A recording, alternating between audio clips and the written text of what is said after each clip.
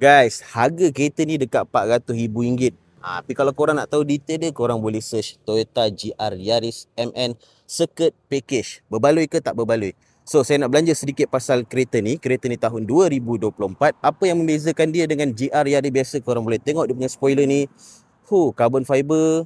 Carbon fiber. Bumbung pun carbon fiber. Untuk bahagian depan, dia datang sekali dengan bonnet carbon fiber. Carbon fiber So, dia datang sekali dengan lip TRD. Ada logo GRMN dekat sini. Untuk rim pula, dia datang dengan rim 18 inci. Ada tulis Toyota Gazoo Racing BBS Forge. Okay.